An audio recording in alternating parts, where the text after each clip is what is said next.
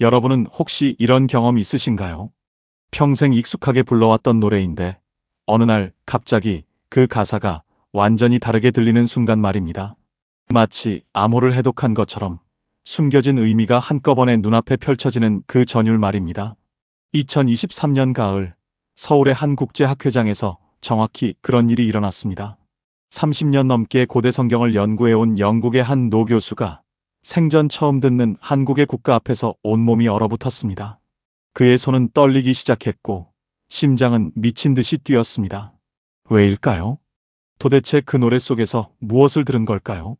그는 호텔 방으로 돌아가자마자 히브리어 성경을 펼쳤고 애국가 가사를 검색했습니다. 그리고 두 텍스트를 나란히 놓고 비교하는 순간 그는 깨달았습니다. 4000년 전 기록과 현대의 노래가 동일한 좌표를 가리키고 있다는 것을 말입니다. 한국인들이 부르는 그 노래 속에 혹시 인류가 잊어버린 어떤 비밀이 숨어 있는 건 아닐까요? 이야기를 시작하기 전에 지금 이 영상을 어디에서 보고 계신지 댓글로 남겨보세요. 여러분이 서 계신 그 자리에서 우리가 함께 나누는 한국인이라는 자긍심을 다시 한번 확인해 보고 싶습니다. 안녕하세요. 제 이름은 조너선 애쉬포드입니다.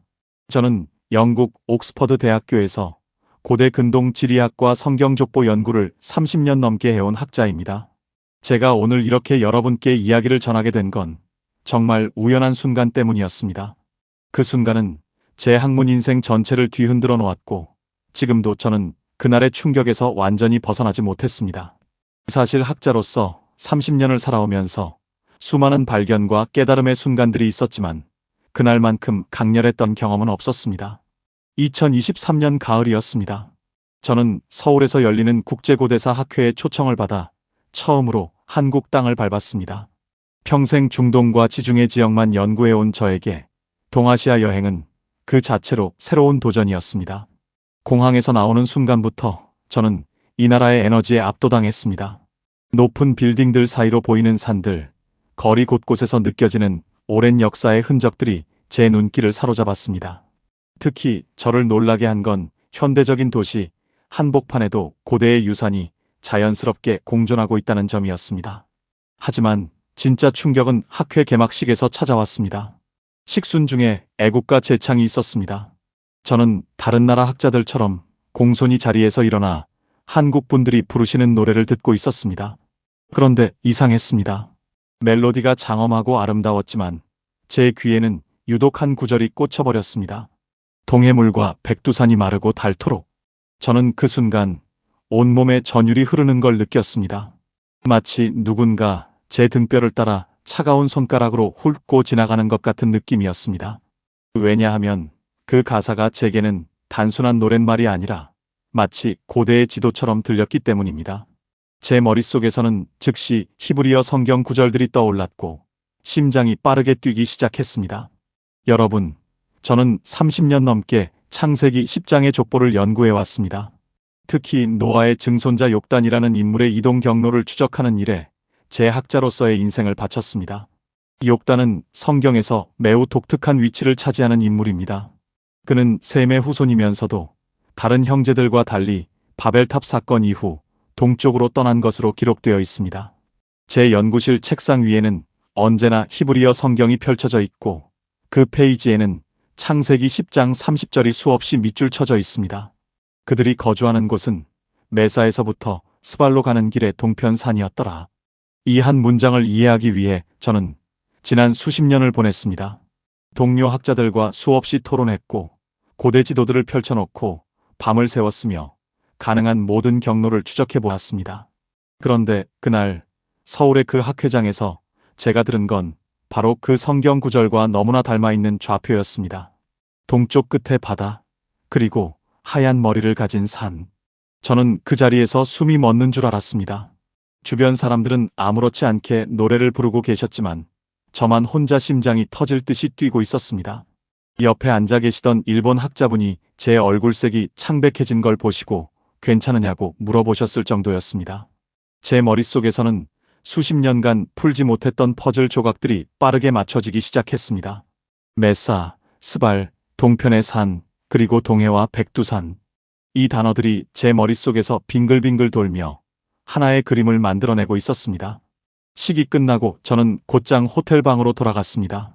동료들의 저녁 식사 제안도 정중히 거절했습니다. 제 손은 떨리고 있었습니다. 노트북을 켜서 애국가 가사를 검색했습니다. 한글로 된 원문과 영어 번역본을 모두 찾아봤습니다. 동시에 제가 늘 가지고 다니는 히브리어 성경을 펼쳤습니다. 그 성경은 제가 대학원생 시절부터 사용해 온 것으로 페이지마다 제 손때가 묻어 있고 수많은 메모들로 가득 차 있었습니다. 왼쪽 화면에는 한국어로 된 애국가 가사가 떠 있었고 오른쪽에는 창세기 10장 30절의 히브리어 원문이 보였습니다. 저는 두 텍스트를 번갈아 보면서 온몸이 얼어붙는 걸 느꼈습니다. 동해, 물과 백두산이 마르고 닳도록, 그리고 메사에서 스발까지 동편의 산. 한쪽은 2000년대 한국의 국가이고 다른 한쪽은 4000년 전 기록된 성경 본문입니다. 시대도 다르고 언어도 다르고 대륙도 다릅니다. 하지만 그 두 문장이 가리키는 좌표는 놀랍도록 일치했습니다. 대륙의 끝에 있는 바다, 그리고 동쪽의 성스러운 산. 더 놀라운 건 두 텍스트 모두 단순히 지명을 나열하는 게 아니라 마치 여정의 종착점을 선포하는 듯한 어조를 가지고 있다는 점이었습니다. 저는 그날 밤 한숨도 자지 못했습니다. 창밖으로 서울의 야경이 반짝이고 있었지만 저는 오직 제 앞에 펼쳐진 두 개의 텍스트만 응시하고 있었습니다. 다음 날 학회 발표를 하는 내내 저는 정신이 없었습니다. 제 발표 주제는 고대 셈족의 이동 패턴이었는데 평소 같았으면 자신 있게 발표했을 내용인데도 그날은 계속 말을 더듬었습니다. 제 머릿속은 온통 애국가와 욕단으로 가득 차 있었기 때문입니다. 슬라이드를 넘기면서도 저는 계속 백두산의 이미지를 떠올렸고 고대 지도를 보여주면서도 한반도 동쪽 해안선을 생각하고 있었습니다. 발표가 끝나고 한국인 동료 교수님께 조심스럽게 여쭤봤습니다. 교수님, 혹시 애국가를 만든 분이 성경을 연구하신 적이 있나요? 그분은 웃으시면서 글쎄요. 그런 기록은 본 적이 없는데요. 작사가가 누구인지도 정확히 알려지지 않았답니다라고 답하셨습니다. 그 대답이 오히려 저를 더 흥분시켰습니다. 저는 그 순간 깨달았습니다. 이건 누군가 의도적으로 만든 암호가 아니라는 것을요. 오히려 그 반대였습니다.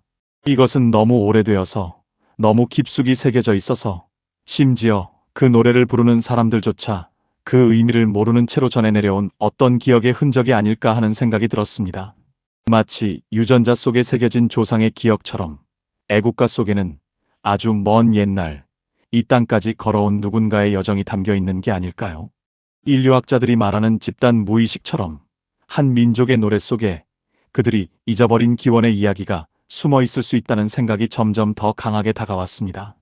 학회가 끝나고 저는 일주일 더 한국에 머물렀습니다.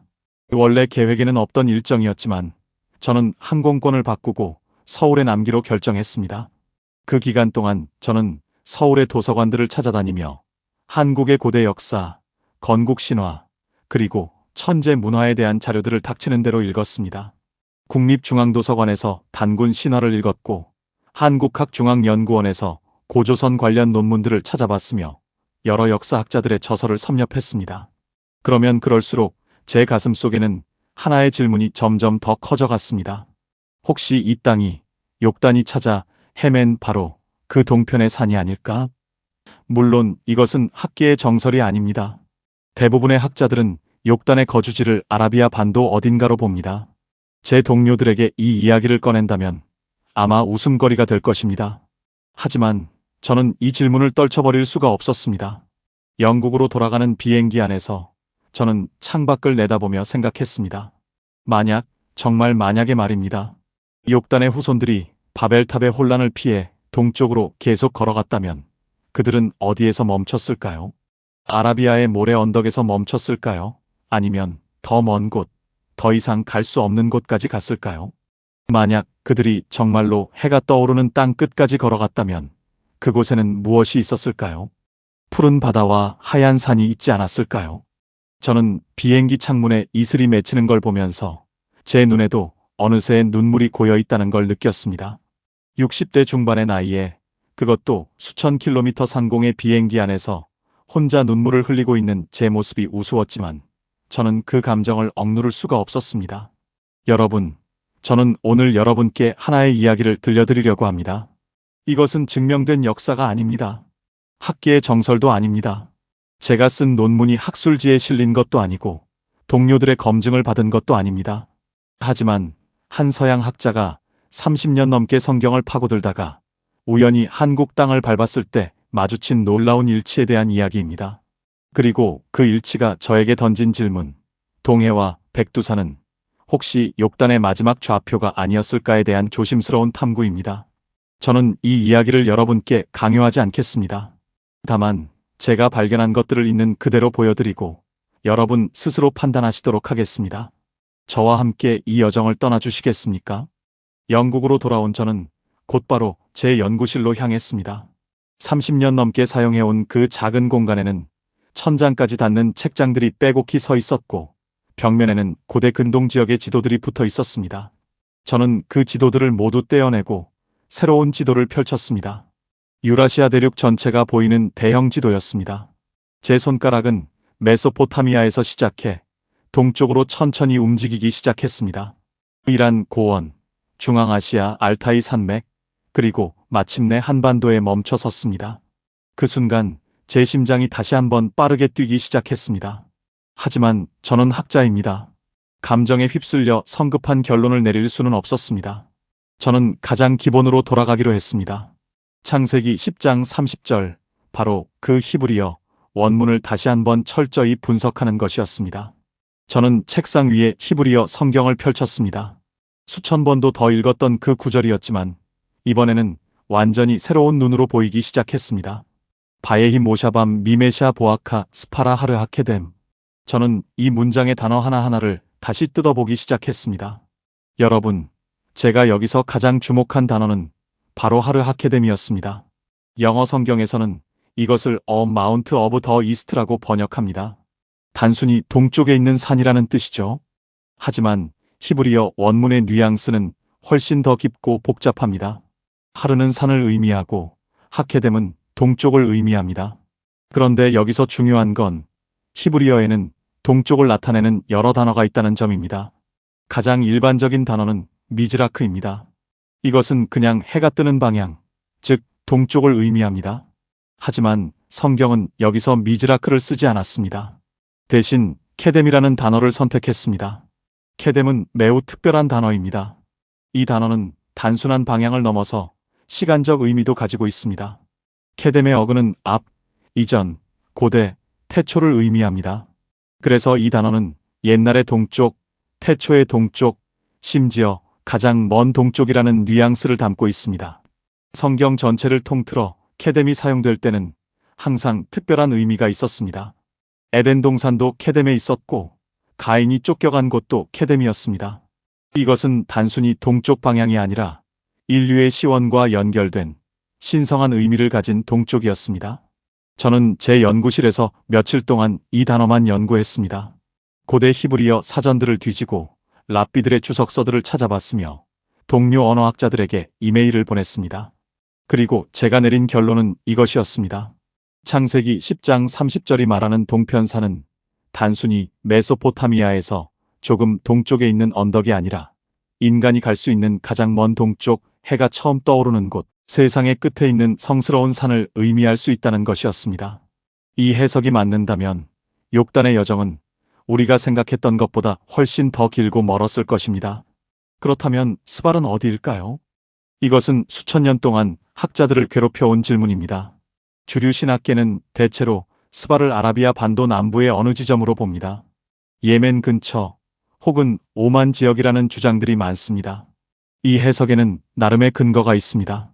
욕단의 10세 아들 중 일부의 이름이 아라비아 지역의 부족 이름과 유사하다는 점, 그리고 고대 무역로가 그 지역을 지나갔다는 고고학적 증거들이 있기 때문입니다. 저도 오랫동안 이 견해를 따랐습니다. 하지만 서울에서 애국가를 듣고 난 후 저는 다른 가능성을 탐구하기 시작했습니다. 스발이라는 단어의 히브리어 어근은 시온 마이너스 피음 마이너스 리을입니다. 이 어근은 히브리어에서 매우 흥미로운 의미들을 가지고 있습니다. 첫째, 세페르라는 단어로 확장되면 책을 의미합니다. 둘째, 사파르라는 동사로 쓰이면 세다, 기록하다, 이야기하다를 뜻합니다. 셋째, 스파르는 경계, 국경, 한계라는 의미도 가집니다. 그렇다면 스발은 단순히 어떤 도시 이름이 아니라 상징적 의미를 가진 단어일 수도 있습니다. 기록된 곳, 경계가 되는 곳, 이야기가 새겨진 장소라는 의미 말입니다. 저는 이 가능성에 매료되었습니다. 만약 스발이 고유명사가 아니라 보통 명사라면 창세기 10장 30절은 이렇게 읽힐 수도 있습니다. 그들이 거주하는 곳은 메사에서부터 경계까지, 동편의 산까지였다. 다시 말해, 그들은 출발점에서부터 세상의 끝, 더 이상 갈 수 없는 경계까지, 동쪽의 가장 먼 산까지 갔다는 뜻입니다. 물론 이것은 제 개인적인 해석입니다. 대부분의 학자들은 동의하지 않을 것입니다. 하지만 적어도 문법적으로, 언어학적으로는 가능한 해석이었습니다. 그렇다면 욕단은 왜 그렇게 먼 곳까지 갔을까요? 저는 창세기의 맥락을 다시 살펴봤습니다. 바벨탑 사건 직후 인류는 뿔뿔이 흩어집니다. 그런데 흥미롭게도 욕단의 형제 벨렉의 이름은 나뉘다, 분리되다를 의미합니다. 성경은 그의 때에 땅이 나뉘었음이라고 기록합니다. 이것은 단순히 지리적 분산만을 의미하지 않습니다. 신학자들은 이것을 신앙적 분리로도 해석합니다. 바벨탑의 타락한 문명과 결별하고 순수한 신앙을 지키려는 사람들의 분리 말입니다. 욕단은 바로 그런 선택을 한 사람일 수 있습니다. 그는 노아의 직계 후손으로서 대홍수 이전의 순수한 신앙을 기억하고 있었을 것입니다. 바벨탑이 세워지고 사람들이 하늘에 닿으려는 교만한 시도를 할 때 욕단은 아마도 깊은 슬픔을 느꼈을 것입니다. 그리고 그는 결심했을 것입니다. 나는 이 타락한 문명에서 벗어나 하늘이 맑고 땅이 성스러운 곳으로 가겠다. 해가 떠오르는 가장 깨끗한 곳으로 가겠다. 그래서 그는 동쪽으로, 계속 동쪽으로 걸어갔습니다. 저는 제 연구실 벽에 붙여놓은 대형 지도 앞에 서서 욕단의 여정을 상상해 봤습니다. 메소포타미아에서 출발한 그들은 먼저 자그로스 산맥을 넘었을 것입니다. 험준한 산길을 지나 이란 고원에 도착했을 때 그들은 잠시 쉬면서 생각했을 것입니다. 여기서 멈출까? 하지만 그들은 계속 갔습니다. 카스피의 남쪽을 지나 투르크메니스탄의 사막을 건너 아무다리아 강을 따라 북동쪽으로 올라갔습니다. 그들 앞에는 천산 산맥과 알타이 산맥이 웅장하게 서 있었습니다. 그 산맥들을 넘는 것은 쉽지 않았을 것입니다. 추운 겨울, 험한 고개, 부족한 식량. 하지만 그들에게는 확신이 있었습니다. 하느님께서 우리를 인도하신다. 우리가 정착할 거룩한 땅이 동쪽 끝에 기다리고 있다. 그래서 그들은 포기하지 않았습니다. 몽골 고원을 지나 고비 사막의 가장자리를 스쳐 계속 동쪽으로 갔습니다. 그리고 마침내 그들 앞에 거대한 산맥이 나타났습니다. 백두산이었습니다. 여러분, 제가 이 여정을 추적하면서 발견한 놀라운 사실이 있습니다. 고대 유목민들의 이동 경로를 연구한 고고학자들에 따르면 실제로 서쪽에서 동쪽으로 이동한 집단들이 여럿 있었습니다. 인도 유럽어족의 이동, 흉노의 이동, 여러 유목 부족들의 대이동이 바로 이 경로를 따라 일어났습니다. 욕단의 후손들도 비슷한 길을 걸었을 가능성이 충분히 있습니다. 물론 이것을 증명할 고고학적 증거는 아직 없습니다. 하지만 불가능한 이야기도 아닙니다. 그리고 그들이 한반도에 도착했을 때 무엇을 봤을까요? 동쪽 끝에 펼쳐진 거대한 바다, 더 이상 갈 수 없는 물의 경계를 봤을 것입니다. 그리고 그 뒤에는 하늘을 찌를 듯이 솟은 성스러운 산 정상에 하늘의 연못을 품은 백두산을 봤을 것입니다. 그 순간 그들은 무릎을 꿇고 외쳤을 것입니다. 우리가 도착했습니다. 하느님께서 우리를 동편의 산까지 인도하셨습니다. 바로 그 고백이 수천 년이 흐른 후 애국가의 가사가 된 것은 아닐까요? 동해물과 백두산이 마르고 닳도록 하느님이 보호하사 우리나라 만세. 이것은 단순한 애국의 노래가 아니라 욕단 후손들의 도착 선언이자 감사 기도였던 것입니다. 저는 이 모든 연구 결과를 정리하면서 다시 한번 조심스러워졌습니다. 제가 지금 하고 있는 것은 가설입니다. 흥미로운 가설이지만 여전히 증명되지 않은 추측입니다. 하지만 동시에 저는 확신했습니다. 이 가설이 최소한 탐구할 가치가 있다는 것을요. 왜냐하면 너무나 많은 것들이 일치하고 있었기 때문입니다.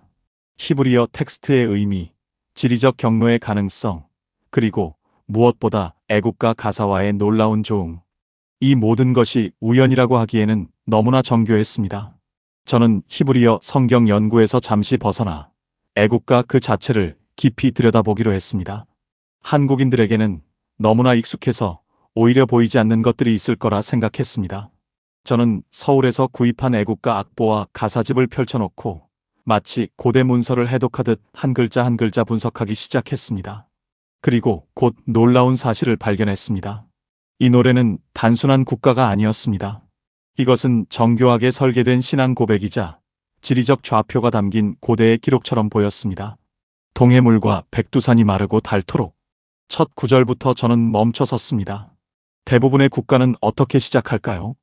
프랑스 국가 라 마르세 예즈는 조국의 자녀들이여 영광의 날이 왔도다로 시작합니다. 영국 국가는 하느님, 우리의 자비로운 여왕을 지켜주소서로 시작하죠. 미국 국가는 오, 그대는 볼 수 있는가? 이른 새벽빛 속에서로 시작합니다. 전쟁, 영웅, 군주, 승리를 노래합니다. 하지만 한국의 애국가는 다릅니다. 첫 단어부터 지리적 좌표로 시작합니다. 바다와 산. 동쪽 끝의 바다와 북쪽의 거룩한 산입니다. 왜 하필 동해일까요? 한국에는 서해도 있고 남해도 있습니다. 하지만 애국가는 동해를 선택했습니다. 저는 지도를 펼쳐놓고 한반도를 바라봤습니다. 서쪽에서 동쪽으로 걸어온 사람에게 동해는 무엇을 의미할까요? 그것은 여정의 끝입니다. 더 이상 갈 수 없는 물리적 경계입니다. 육지가 끝나고 바다가 시작되는 곳, 발을 디딜 땅이 더 이상 없는 곳입니다. 고대 사람들에게 바다는 세상의 끝이었습니다. 특히 동쪽 바다는 해가 떠오르는 신성한 공간이면서 동시에 인간 세계의 마지막 경계였습니다. 노아의 방주가 아라랏 산에 머물렀을 때 그것도 일종의 경계였습니다.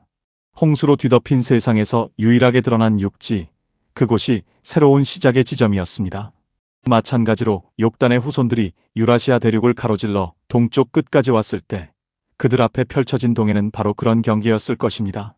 우리는 여기까지 왔다. 하느님께서 우리를 여기까지 인도하셨다. 그리고 그 바다 앞에서 그들은 고백했을 것입니다. 이 바다가 마르고 닳도록 우리는 이곳을 지킬 것이다. 그렇다면 백두산은 어떤 의미일까요? 저는 백두산에 대한 자료들을 찾아봤습니다. 한국과 중국 국경에 위치한 이 산은 높이가 2784m에 달하는 동북아시아 최고봉입니다.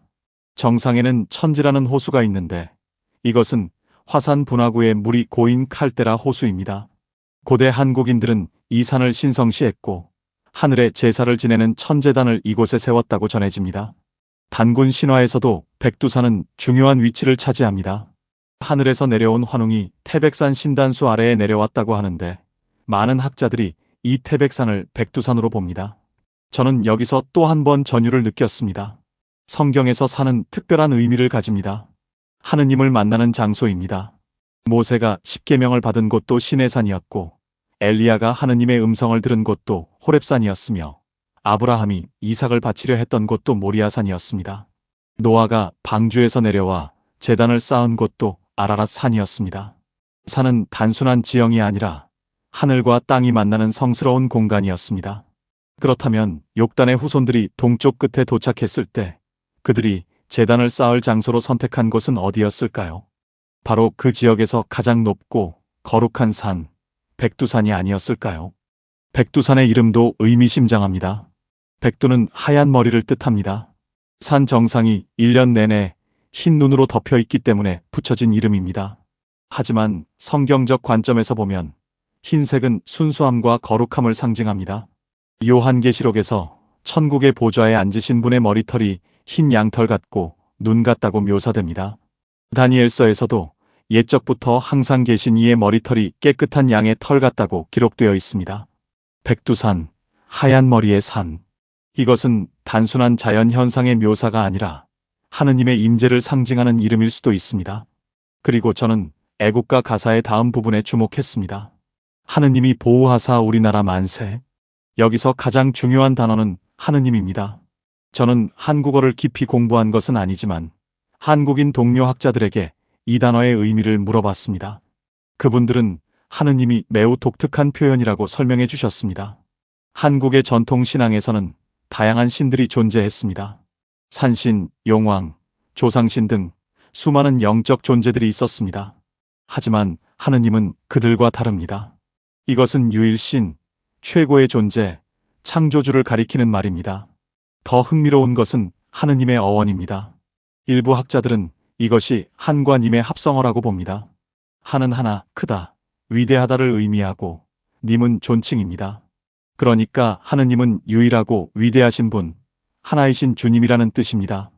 이것은 놀랍도록 유일신 신앙과 일치합니다. 바벨탑 이전, 인류가 아직 하나의 언어를 사용하고 하나의 하느님을 섬기던 시절, 그 순수한 신앙을 간직한 욥단의 후손들이 사용했을 법한 표현입니다. 하느님이 보호하사, 보호는 보호한다는 뜻입니다. 지켜주신다는 의미죠. 이 표현이 왜 중요할까요? 왜냐하면 이것은 과거형이 아니라 현재 진행형이기 때문입니다. 하느님께서 지켜주셨다가 아니라 하느님께서 지켜주신다입니다. 이것은 여정 중의 고백입니다. 출발지에서부터 지금 이 순간까지, 그리고 앞으로도 계속 지켜주실 것이라는 신뢰의 표현입니다. 저는 이 구절을 읽으면서 광야를 가로지르던 욥단 후손들의 기도가 들리는 것 같았습니다. 하느님, 우리를 여기까지 보호하셨습니다. 감사합니다. 저는 상상했습니다. 수천 킬로미터의 험난한 여정을 마치고 드디어 동쪽 끝 바다와 거룩한 산 앞에 도착한 욥단의 후손들을, 그들은 아마도 백두산 기슭에 모여 동해를 바라보며 예배를 드렸을 것입니다. 노인들은 눈물을 흘렸을 것입니다. 우리가 드디어 약속된 땅에 도착했구나. 하느님께서 우리 조상 노아에게 약속하신 새로운 땅, 해가 떠오르는 거룩한 땅에 왔구나. 젊은이들은 산 정상을 올려다보며 경외감을 느꼈을 것입니다. 그리고 아이들은 푸른 바닷물을 처음 보며 환호성을 질렀을 것입니다. 그들은 제단을 쌓았을 것입니다. 노아가 아라랏 산에서 그랬던 것처럼, 아브라함이 각 거주지에서 그랬던 것처럼 그들도 돌을 모아 제단을 쌓고 하느님께 제사를 드렸을 것입니다. 그리고 그 제사에서 그들은 고백했을 것입니다. 이 동쪽 바다가 마르고 이 하얀 산이 닳아 없어질 때까지 우리와 우리 자손은 이곳을 지킬 것입니다. 하느님께서 우리를 보호하사 우리 민족이 만세토록 이어지기를 기원합니다. 바로 그 고백이 수천 년이 흐른 후 애국가 1절의 가사가 된 것은 아닐까요? 저는 이 가사를 더욱 확신하게 된 또 다른 이유가 있습니다. 애국가의 구조입니다. 이 노래는 4절로 이루어져 있는데 각 절이 끝날 때마다 후렴구가 반복됩니다. 무궁화 삼천리 화려강산, 대한 사람 대안으로 길이 보전하세. 그런데 흥미롭게도 1절만은 이 후렴구 앞에 또 다른 문장이 있습니다. 하느님이 보호하사 우리나라 만세. 왜 1절만 이 특별한 구절을 가지고 있을까요? 그것은 아마도 1절이 가장 핵심적이고 근본적인 고백이기 때문일 것입니다. 땅의 좌표와 하느님의 보호, 이 두 가지가 모든 것의 기초입니다. 저는 연구실에서 애국가를 수십 번 반복해서 들었습니다. 한국어 원곡도 듣고 영어 번역본도 들었습니다. 그리고 들으면 들을수록 이 노래가 단순한 애국의 노래가 아니라는 확신이 강해졌습니다. 이것은 고대의 도착 선언입니다. 긴 여정의 종착점에서 부르는 감사의 찬송입니다. 우리가 여기 왔습니다. 동쪽 끝 바다와 하얀 산 앞에 섰습니다. 하느님께서 우리를 여기까지 인도하셨습니다. 우리는 이제 이곳을 우리 땅으로 삼고 대대손손 지켜나갈 것입니다. 그리고 저는 한 가지 더 발견했습니다. 애국가의 멜로디입니다. 이 곡을 작곡한 안익태 선생은 서양 음악을 공부한 분이지만 멜로디에는 독특한 동양적 정서가 배어 있습니다. 그런데 놀랍게도 이 멜로디의 음계 구조를 분석해보니 마치 중동 음악을 연상시키는 느낌이었습니다. 저는 책상 앞에 앉아 생각했습니다. 만약 제 가설이 맞다면 한국인들은 지금까지 무엇을 불러온 것일까요? 그들은 단순히 자기 나라를 사랑하는 노래를 부른 것이 아닙니다. 그들은 4000년 전 바벨탑의 혼란을 피해 떠난 선조들의 신앙 고백을, 동쪽 끝까지 걸어온 여정의 기록을, 그리고 마침내 약속의 땅에 도착한 감격을 노래해 온 것입니다. 그들 자신도 모르는 사이에 그들의 입술을 통해 욥단의 기도가 울려 퍼진 것입니다. 저는 지난 6개월 동안 제가 발견한 모든 것들을 정리했습니다. 연구 노트는 수백 페이지에 달했고 책상 위에는 히브리어 성경과 애국가 악보, 그리고 유라시아 대륙 지도가 나란히 놓여 있었습니다. 저는 이 모든 자료를 바라보며 스스로에게 질문했습니다. 조너선, 당신은 정말 이것을 믿는가? 백두산이 성경의 동편산이고 애국가가 욕단의 고백이라는 것을 정말 확신하는가? 그리고 저는 정직하게 답해야 했습니다. 아니, 확신할 수는 없다. 이것은 여전히 가설일 뿐이다. 여러분, 저는 학자입니다. 30년 넘게 증거와 논리로 역사를 재구성하는 일을 해왔습니다. 그래서 저는 제가 발견한 것들의 한계를 분명히 알고 있습니다. 백두산이 창세기 10장 30절에 하르하케뎀, 즉 동편산이라고 단정 지을 수 있는 고고학적 증거는 없습니다. 욕단의 후손들이 실제로 한반도까지 왔다는 것을 입증할 유물도 발견되지 않았습니다. 애국가를 작사한 분이 창세기를 염두에 두고 가사를 썼다는 기록도 전혀 없습니다. 이 모든 것은 엄밀히 말하면 상황 증거들의 조합일 뿐입니다. 제가 만약 이 연구를 학술 논문으로 제출한다면 동료 심사자들은 어떻게 반응할까요? 아마도 대부분은 고개를 저을 것입니다. 애쉬포드 교수, 이것은 너무 비약이 심합니다.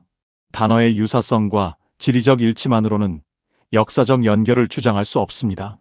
더 확실한 증거가 필요합니다. 그들의 지적은 옳습니다. 학문적 엄밀함의 관점에서 보면 제 가설은 아직 증명되지 않은 추측에 불과합니다. 저도 그것을 인정합니다. 하지만 동시에 저는 이렇게 반문하고 싶습니다. 그렇다면 이 모든 일치는 정말 우연일 뿐인가요? 창세기가 말하는 케뎀, 즉 극동의 개념과 한반도의 동쪽 끝 위치, 성경이 기록한 동편의 산과 애국가가 노래하는 백두산, 욕단 후손들이 찾아 헤맨 더 이상 갈 수 없는 경계와 동해물이라는 표현, 그리고 무엇보다 바벨탑 이전의 순수한 유일신, 신앙과 애국가 속 하느님이 보호하사라는 고백, 이 모든 것이 정말 아무 관련 없는 우연의 일치일까요? 저는 통계학을 잘 아는 편은 아니지만 이렇게 많은 요소들이 동시에 일치할 확률이 얼마나 될지 계산해보고 싶었습니다. 지리적 위치, 언어적 의미, 신학적 개념, 문화적 상징이 모두 한 점에서 교차하는 것입니다. 만약 이것이 정말 우연이라면 그것은 인류 역사상 가장 놀라운 우연 중 하나일 것입니다. 그래서 저는 조심스럽게 이렇게 말하고 싶습니다. 이것은 가설입니다. 하지만 탐구할 가치가 충분히 있는 우연치고는 너무나 정교한 일치입니다. 저는 제 연구 결과를 몇몇 동료들과 나눴습니다. 반응은 다양했습니다. 어떤 분들은 흥미롭지만 증명이 불가능하다고 말씀하셨습니다. 또 어떤 분들은 학술적으로는 받아들이기 어렵지만 개인적으로는 매력적인 이야기라고 평가하셨습니다. 그리고 소수지만 이것이 사실이라면 인류 이동사를 다시 써야 할 수도 있다며 진지하게 검토해보겠다는 분들도 계셨습니다. 저는 이 모든 반응을 겸허히 받아들였습니다. 그리고 저는 제 연구 노트 일부를 정리해서 개인 학술 블로그에 올렸습니다. 제목은 욕단의 동편산, 그리고 한반도 하나의 조심스러운 가설이었습니다. 저는 글 첫머리에 분명히 밝혔습니다. 이것은 정설이 아닙니다. 학계의 합의도 아닙니다. 한 서양 학자가 우연히 발견한 흥미로운 일치에 대한 개인적 성찰입니다. 그리고 저는 제가 발견한 모든 증거들과 논리적 추론 과정을 솔직하게 공유했습니다. 동시에 이 가설의 한계와 반론 가능성도 함께 제시했습니다. 놀랍게도 이 글은 빠르게 퍼져나갔습니다. 누군가 한국어로 번역해 주셨고 여러 온라인 커뮤니티에서 토론이 벌어졌습니다. 저는 수백 개의 댓글을 읽었습니다. 그 중에는 회의적인 반응도 많았습니다. 지나친 비약이다. 성경을 억지로 끼워 맞춘 것 같다. 한국인의 자긍심을 이용한 것 아니냐는 비판들이었습니다. 저는 이런 비판들을 진지하게 받아들였습니다. 실제로 일부는 타당한 지적이었기 때문입니다. 하지만 동시에 저를 깊이 감동시킨 댓글들도 있었습니다. 한 한국인 목사님은 이렇게 쓰셨습니다. 저는 30년 넘게 매주 예배 시작 전에 애국가를 불렀습니다. 하지만 그것이 신앙 고백일 수도 있다는 생각은 한 번도 해본 적이 없었습니다. 이제부터 저는 더 경건한 마음으로 이 노래를 부르겠습니다. 또 다른 분은 제가 부르던 애국가가 혹시 욕단의 마지막 기도였다면 저는 단순히 나라를 사랑하는 것을 넘어서 수천 년 선조들의 신앙을 이어받는 것입니다 라고 적으셨습니다. 특히 제 가슴을 뭉클하게 한 댓글이 있었습니다. 한 고등학생이 쓴 글이었습니다. 저는 한국인이지만 애국가를 부를 때 별 감흥이 없었습니다. 그냥 의례적으로 외우는 노래였습니다. 하지만 이 글을 읽고 나니 제가 서 있는 이 땅, 제가 보는 이 바다와 산이 완전히 다르게 보입니다. 혹시 정말로 수천 년 전 누군가가 여기까지 걸어와서 드디어 도착했다고 외쳤을지도 모른다는 생각을 하니 눈물이 났습니다. 저는 이 댓글을 읽으면서 제 연구의 의미를 새롭게 깨달았습니다. 저는 학자로서 역사적 진실을 추구합니다. 하지만 동시에 저는 인간으로서 이야기의 힘을 믿습니다. 설령 제 가설이 나중에 완전히 증명되지 않는다 하더라도 만약 이 이야기가 사람들로 하여금 자신의 뿌리를 다시 생각하게 하고 자신이 부르는 노래의 의미를 더 깊이 성찰하게 만든다면 그것만으로도 가치가 있다고 생각합니다. 물론 거짓을 진실처럼 포장해서는 안 됩니다. 하지만 가설을 가설로서 정직하게 제시하면서 그 안에 담긴 통찰을 나누는 것은 학자의 정당한 역할이라고 저는 믿습니다. 2024년 봄, 저는 다시 한국을 방문했습니다. 이번에는 학회가 아니라 개인적인 여행이었습니다. 저는 서울에서 기차를 타고 동해안으로 갔습니다. 속초라는 도시에 도착해서 저는 처음으로 동해를 직접 마주했습니다. 푸른 바다가 수평선까지 펼쳐져 있었고 파도 소리가 귓가에 울렸습니다. 저는 해변에 서서 동쪽을 바라봤습니다. 저 너머에는 더 이상 육지가 없습니다.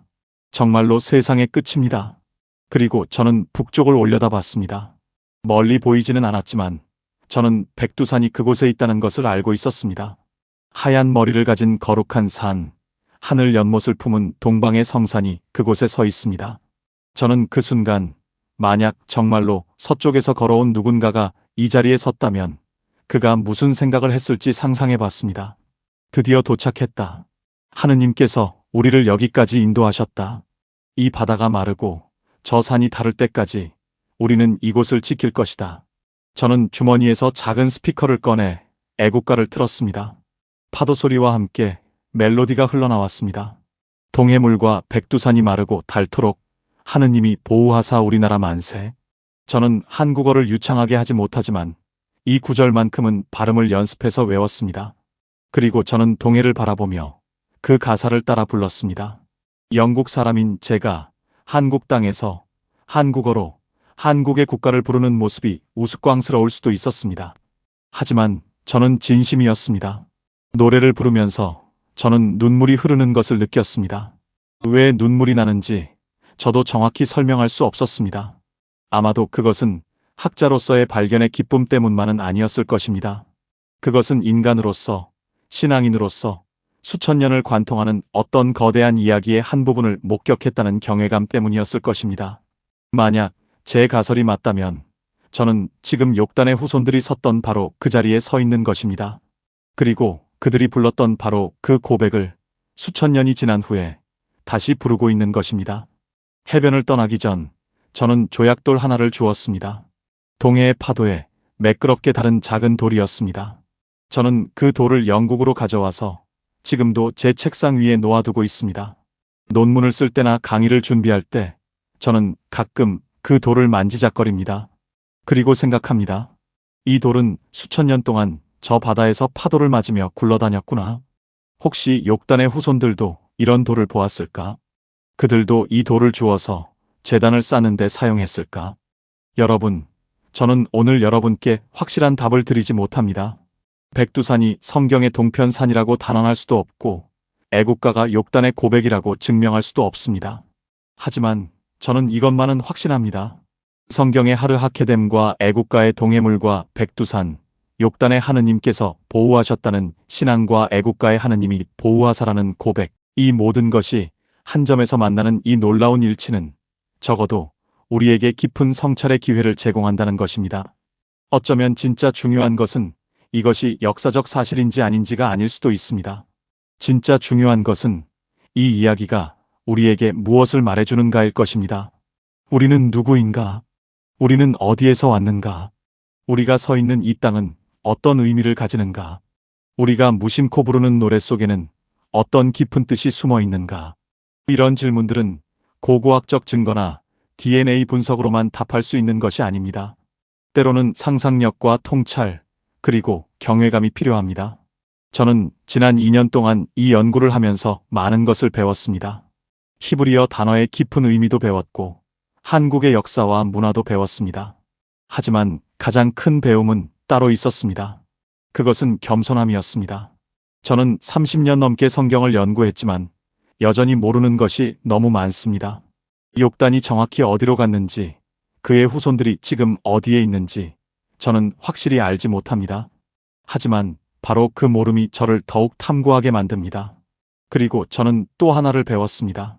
진리는 때로 예상치 못한 곳에서 우리를 찾아온다는 것입니다. 저는 옥스퍼드 도서관에서 욕단의 비밀을 풀 거라고 생각했습니다. 하지만 실제로 새로운 통찰을 얻은 곳은 서울의 한 학회장이었습니다. 애국가라는 제가 전혀 예상하지 못했던 원천에서 말입니다. 이것이 학문의 신비이고 동시에 겸손할 수밖에 없는 이유입니다. 우리는 모든 것을 알 수 없습니다. 하지만 계속 탐구할 수는 있습니다. 마지막으로 저는 한국 분들께 이렇게 말씀드리고 싶습니다. 여러분이 애국가를 부를 때 그것이 정말 욕단의 고백인지 아닌지는 저도 확신할 수 없습니다. 하지만 이것만은 분명합니다. 여러분의 노래 속에는 수천 년의 시간이 압축되어 있고 여러분의 땅에는 헤아릴 수 없는 이야기들이 새겨져 있습니다. 동해와 백두산은 단순한 지리적 좌표가 아니라 누군가의 여정의 끝이자 새로운 시작의 표식일 수 있습니다. 그리고 하느님이 보호하사라는 고백은 과거에도 현재에도 미래에도 유효한 영원한 신앙의 언어입니다. 저는 이제 70 가까운 나이가 되었습니다. 제 학자로서의 여정도 언젠가는 끝날 것입니다. 하지만 제가 이 세상을 떠나기 전에 한 가지 소망이 있습니다.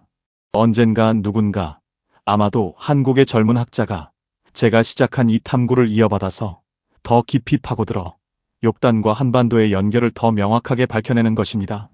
그래서 제 가설이 정말 사실이었는지 아니면 그저 한 서양 노학자의 낭만적 상상이었는지 밝혀지기를 바랍니다. 어느 쪽이든 저는 기쁘게 받아들일 것입니다. 진리가 밝혀진다면 그것으로 충분하니까요. 동해물과 백두산이 마르고 닳도록 하느님이 보호하사 우리나라 만세. 이 노래가 울려 퍼질 때마다 저는 지구 반대편 영국에서도 귀를 기울일 것입니다. 그리고 저는 생각할 것입니다. 저기 저 노래 속에 욕단의 메아리가 들린다. 동편산을 향한 긴 여정의 끝에서 부르는 감사의 찬송이 들린다. 여러분 감사합니다. 제 이야기를 끝까지 들어주셔서 감사합니다. 이것은 증명된 역사가 아닙니다. 하지만 탐구할 가치가 있는 우연치고는 너무나 아름다운 일치입니다. 오늘 사연은 여기까지입니다. 여러분이 서 계신 그 자리에서 미처 알지 못했던 한국인이라는 자긍심을 함께 나누고 싶습니다. 공감하셨다면 오늘 이야기 속에서 느끼신 점을 댓글에 남겨보세요. 그 한 줄이 다음 사연을 준비하는데 큰 힘이 됩니다. 영상이 마음에 드셨다면 좋아요와 구독도 부탁드립니다. 시청해주셔서 감사합니다.